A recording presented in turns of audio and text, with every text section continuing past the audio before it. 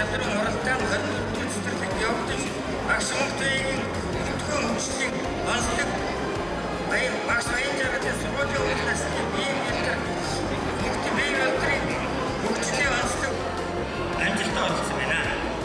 Ийм цэцэрлэгийн сургууль хүмүүстийн ажил тэдний үйл ажиллагааны